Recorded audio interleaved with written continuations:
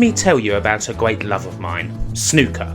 I love watching snooker, I love reading about snooker, and even though I'm quite phenomenally rubbish at it, I love playing snooker. Is it a sport? Is it a pub game? Either way, it's pretty popular, or at least it was. Nowadays it's still on television, but whenever you get to talking to someone about snooker, it always seems to lead to the good old days. Most Americans watching may well be amazed by the fact that once upon a time here in the UK, a game that involves two people hitting a white ball against a series of coloured balls, preferably into a pocket on a table, was watched by millions and millions of people. There is perhaps nothing as purely nostalgic as snooker from the 1980s. It's filled with things that you just can't do anymore, that just don't look right. The atmosphere is dank, the crowd silent. The players quietly sit watching the other go through the motions, usually drinking and, crucially for the period, chain smoking. The commentator speaks in hushed tones, barely above a whisper, as the player compiles their break and the referee dutifully goes through the numbers. 77. And it's magnificent, captivating, can't take your eyes off it. For any of the attempts that have been made to jazz up snooker and attract the punters in recent years, this is still the appeal of it. A slow-paced, quiet game where you watch two people perform incredibly difficult feats of geometry, physics and just plain wizardry, as if it were no less natural than scratching your arse. Easy game, isn't it? The main difference back in the day was the characters, people who became legends. The crafty Canadian Cliff Thorburn, responsible for that 147 maximum break at the World Championships, and his much more rotund and jolly companion Bill Werbeneck, a man who protested that literally he couldn't play his usual standard of snooker unless he'd drank at least 8 double scotches beforehand and another 10 or so during the match. There was Alex Hurricane Higgins, massively popular, an Irish folk hero, a live wire, the sort of person who you didn't know what they were going to do. Either he was going to make a century break in minutes flat, or smash his cue and punch out the referee. There was, and still is, the nugget Steve Davis. Not as popular with some folk, the opposite of a lot of the other players. He didn't smoke, he preferred his water to be straight as opposed to being mixed with scotch, and he kept himself trim. As a result of this, he usually won most of the tournaments. And above all else, at least for me, Jimmy, the Whirlwind. Jimmy White had a similar sort of appeal to Higgins, only with less punching out of referees. He was a character, laddish and funny off the table, and on the table, balletic, dazzling, fast-paced, aggressive snooker, capable of feats and tricks that defied the laws of physics.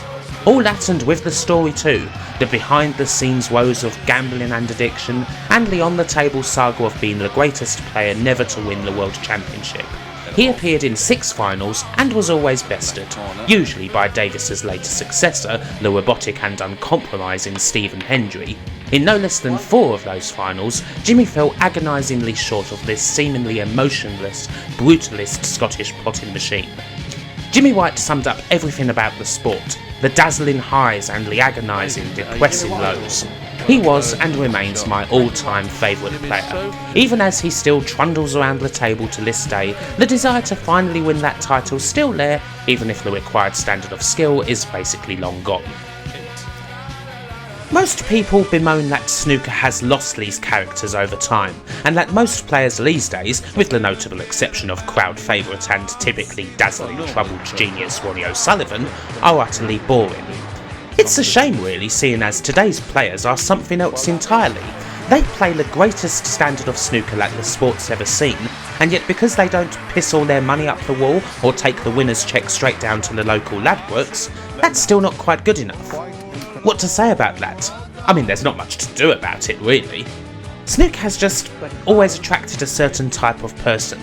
'Tis a very individual sport, one of the loneliest games in the world. No one to coach you for a match aside from maybe those brief snatches at the interval, nothing you can do when the other player's on the table. It's an incredibly difficult and complex game. To play at the highest standard requires years upon years of practice, idly hitting balls around a table. Chances are pretty high that if you're really good at snooker, you probably didn't spend much time in school as a kid. And so it has the feel of a working class game for working class people, not just because of the air of those smoky halls of years past, but because of what it takes to get to that level, the sacrifice of everything over this simple little game. And many of those who did become successful didn't know what to do afterwards with all that money, the situation becoming ever bleaker as the skills and the eyes faded. Now, no sport is as bad as boxing in this regard, but snooker is certainly filled with more than its fair share of rags to riches and then back to rags stories. That's the poetic side, the appeal of this beautiful game, the story of the loner.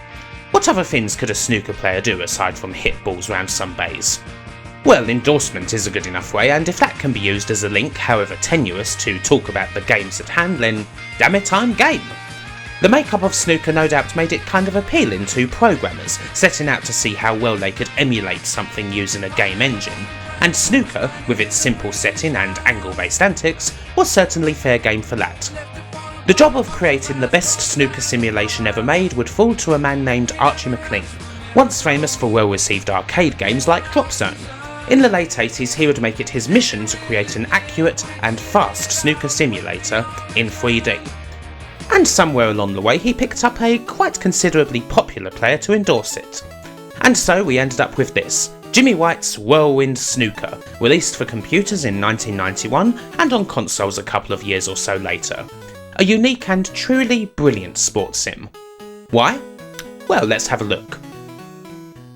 On the surface of it, Jimmy White's Whirlwind Snooker is an incredibly bare-bones game, the sort that quite a few people don't really know what to make of these days. The options are very simple. You can play a frame of snooker against either another person or 4 increasing levels of computer opponent. Or you can go into trick shot mode and simply pot balls by yourself without even scoring anything. And that's it. There's nothing else. No big world tour, no tournament mode, no nothing. The setting? You get one table, a bunch of balls, and a black background. Now tell us accept the menu. Oh, and you can enter your name. Even by the standards of the time, even if you were to compare this to something like sensible soccer, there's very little in the way of variation. It's snooker. No more, no less. But you can hardly knock that. I mean, do you need anything else? Okay, perhaps the option to actually set a number of frames would be a good thing, but still there's nought stopping you from just keeping score yourself. You don't come to this game to play around with menu items, you come to it to play some snooker. So, how's the snooker? Well, it's brilliant. The immediate thing that's always striking about this game is in the title. It's all about the speed. This game moves so damn fast, and all of this with a regular Amiga. It's smooth as silk. This may not be impressive at all now, but keep in mind that this is a full 3D game from 1991 that we're talking about. There are a couple of reasons for Jimmy White's speed. The first one is more clear in that we're only dealing with a few simple shapes and some balls. With nothing else to render, the 3D here is quite straightforward. The other reason is all very technical, the little tricks of coding and such that Archer MacLean put into it. Things like the computer calculating the shot and all ball positions the moment the shot button is pressed, thus saving a lot of power on rendering all the positions on the fly. Also, keep in mind that before this game, the most popular snooker game around was probably, I don't know, Steve Davis Snooker on the Spectrum, and that game looked like this. And then, well, it's a bit of a quantum leap forward, isn't it? When you play a shot in this game, it works out pretty much exactly as it would in real life. All the little changes in angles are reflected, the balls move as they should. And yes, all the options you need are here too. You can choose to either give the cue ball a light tap, or twat the hell out of it, put all the spin on that you want and so forth. It's all quite accurate indeed. The other big thing that you can control is the camera, which is where the controls get a bit more complex. It's pretty good for setting up shots and so on. You can whirl around the table, plan your shot using all sorts of views, zoom straight to the object ball from the cue ball and line the shot up that way and so on. And once you've taken the shot, you can use those views some more, try and follow the cue ball around and what have you. It's all very flashy, and again, in 1991, it was truly stunning to see. The man himself certainly thought so. Jimmy White was, in his own words, a bit cagey about actually endorsing a snooker game and didn't want it to be a load of shit. But when he saw the game, he was pretty satisfied with it, and he would promote it quite a lot. In much the same way that John Madden had a great deal of input in his own American football series, Jimmy White had the same here throughout the whole series of games we're going to be looking at, making sure that it was as accurate as possible. But still, that's not to say that the game doesn't have any character at all. The game has a nice, kooky little sense of humour. There's flies buzzing about the place, the balls occasionally make odd little faces at you, all eyes peer out at you through the dark background, and you get a few suitable whoops and cheers here and there, so that you can get it in your head that this is the final frame at the Crucible, that this pot's going to win you the World Championship. Of course, it isn't. Chances are you're never going to win the World Championship. My proficiency with this game is roughly the same as my proficiency with snooker in real life. I have a ton of fun with it, but I am really quite rubbish at it. Sometimes, if I'm on good form, I can beat Tom, the level 1 AI, who is basically the equivalent of your wholly average casual club player. Level 2 and level 3 get gradually better, and level 4, appropriately named Jimmy, is a flawless machine who basically cheats. Quite fun to watch at work. Still, I'm happy playing against Tom, and I'm happy with my skill level. Because that's perhaps the biggest stroke of genius about this whole game. It does something you find so rarely in a sports game. Playing Jimmy White's Whirlwind Snooker actually could make you better at the game in real life. This normally isn't the objective of any sports game at all. Let's face it, as realistic as it may be, playing 6 hours of FIFA every day isn't going to make you any better at football. Quite the opposite, probably. However, this game, yeah, it could make you better at snooker. The realistic POV views you get, the accurate way the balls move about, the spin you can set, using tools like the view line, you can take that information back to the table and get a better feel for how the balls play with each other and how the amount of spin or English or whatever you put on a cue ball affects its movement. It's realistic enough to allow for that, which was perhaps the thing that drew Jimmy to the game the most, the potential that the game had as a teaching tool. And it deserved all the success that it got. Jimmy White's Whirlwind Snooker became one of the most popular sports games on the Amiga, was ported to consoles and what have you, and sold a whole boatload of copies. It was a glorious game. Just like snooker itself, easy to pick up but tough to master, but you could enjoy it no matter what, whether you knew the game inside and out, or if you'd never even picked up a cue before. A truly stunning piece of work, and it set up a bunch more games going forward. The first of these, naturally, was a pool game, Archer MacLean's Pool, released in 1992. As far as gameplay and looks goes, it's almost totally the same as Whirlwind Snooker, only now you get a bunch of different pool games to play. You can play either 9-ball or both the UK and US rules of 8-ball. Another difference is that you get a wider range of AI opponents, from the typically good likes of Jimmy Brill and Peter Perfect, to the much less good likes of One-Eyed Jack, and others who have odd little traits like Alex Smartass or Miscue Mike. In real life, I tend to fare quite a bit better at pool than I do with snooker, so I tend to win a bit more with this game at least. It's much the same deal, and you get a nice little rating at the end of each match to boot. The only little complaints I have are some technical things. It uses the exact same table as Whirlwind Snooker, which means that if you're playing UK 8-ball and your opponent goes in off, you can only position the cue ball inside the D as opposed to anywhere behind the balk lines. Still, little nitpicks like that are the only things I can think of, and the thing with UK 8-ball especially is that there's so many little variations on the walls that some people probably do just play putting the cue ball inside the D. It's a total nitpick. It may not exactly have the celebrity endorsement, pool not exactly being as big a deal in the UK as snooker is, but it makes for a fine companion to the more famous snooker game. With Jimmy White's Whirlwind Snooker being as successful as it was, there wasn't really much need to update it for quite a while. Indeed, a whole 7 years would pass between that game and the next game in the series, Jimmy White's 2 Cueball, released in 1998.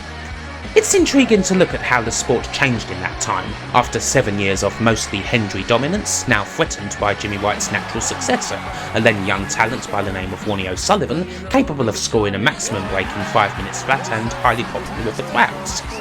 As for Jimmy, well, there was the occasional flash of brilliance here and there, and the infrequent stunning run into the later stages of a tournament, and even though he was now definitely amongst the old guard, he was still amongst the top players and as popular as ever.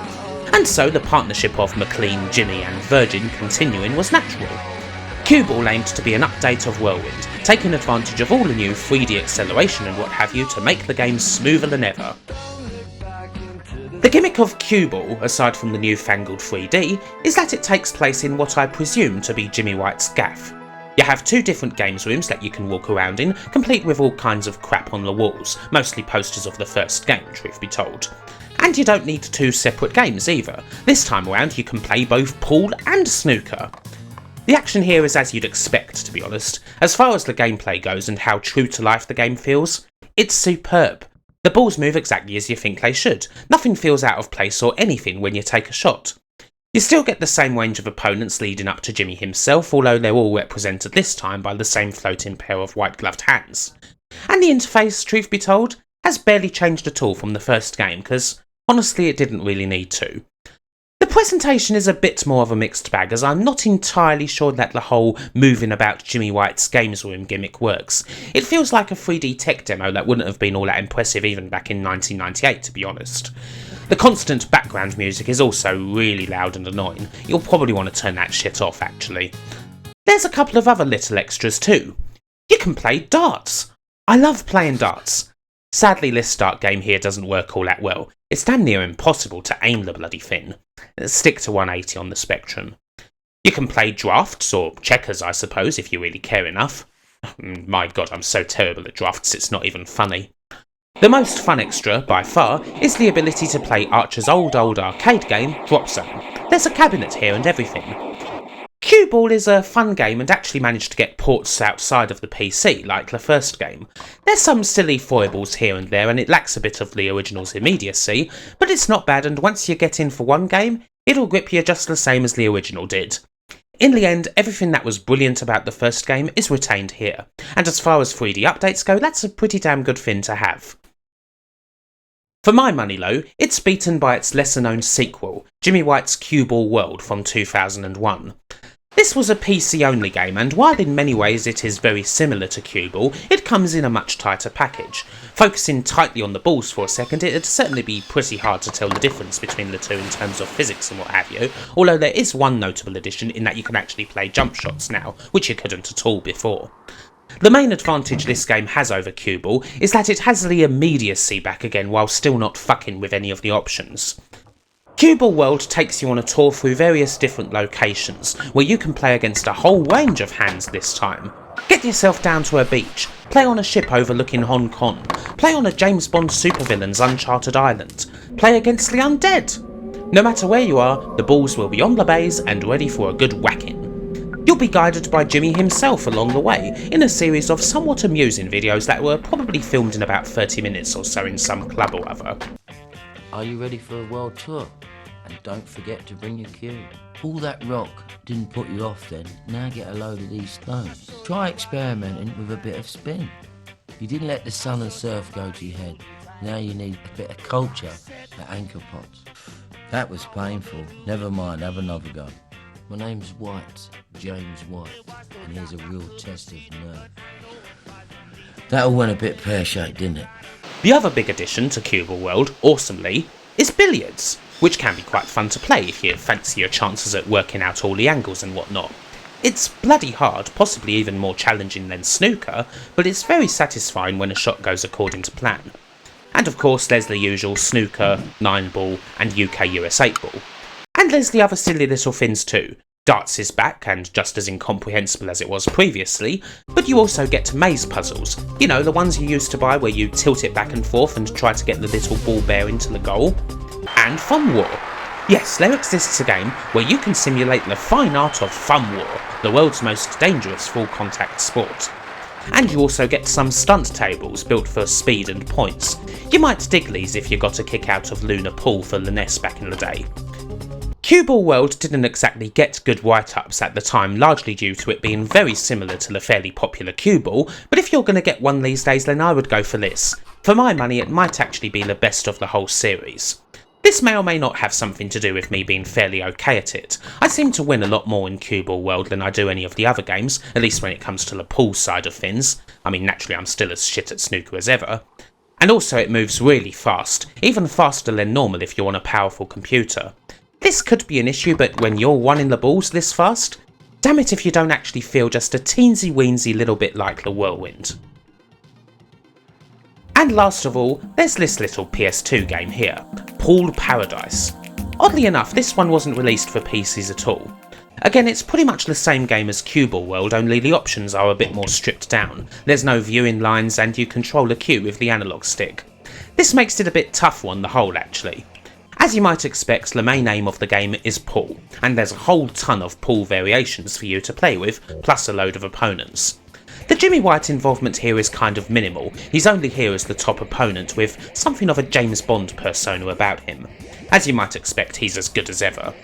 The rest of the opponents are the usual silly names you would expect, complete with hands. This is kind of an okay game, I suppose. I miss not having a mouse and I can't really get to grips with the analog cueing. It seems as though no matter what I do, the only thing I can do is twat the ball as hard as possible, which makes for a rather unsubtle and roughshod game of pool all told. It's me just being crap, I guess. There's also tons of stuff to unlock, from the usual darts and drop zone minigames to another range of crazy tables. The whole thing's very sound graphically as well, more so than any of the other games.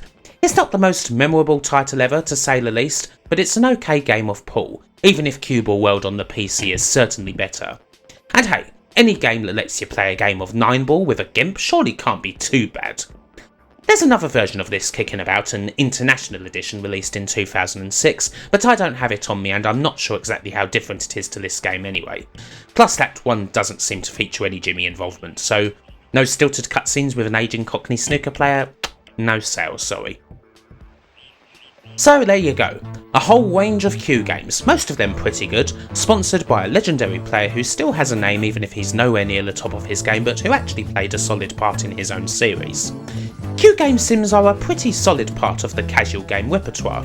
Maybe we could have covered the Virtual Pool series, which is probably more famous over in America, and has an absolutely stunning amount of different variations of pool, billiards and what have you. There's absolutely no end of pool simulators available for your mobile phone and the like, and you can and should buy the absolutely brilliant Pool Nation on PC, which for my money is probably the best and most accurate pool sim ever created. As for snooker, well, there your options are a bit thinner. Also on PC, you can buy International Snooker, with voices by Michaela Tapp, snooker's foremost former female referee. I wouldn't bother. The controls and presentation are frankly wretched and the AI is dumber than a box of rocks. The official snooker tour had an official game for a while. This is the 2009 version on the PC and it's not all that bad. You actually get commentary and stuff. The presentation is, well, it's never going to be that impressive in any case, but it's accurate enough even if it's lacking Jimmy White's kookiness. So yeah, nearly 25 years later, Jimmy White's Whirlwind Snooker is still one of the absolute best snooker games you can get, and even though you might largely turn your nose up at this sort of thing, they're the most awesome casual games out there. You know, sod your Peggle or Bejeweled or Candy Crush or whatever the crap, there is nothing half as good as a bit of snooker on the go. Or at least there wouldn't be if there was anything half decent out there for a mobile. Now I don't really have any proper ending or anything for this video, but I'll leave you with this. A little bit of verse about snooker that kind of resonated. Obviously it's not written by me.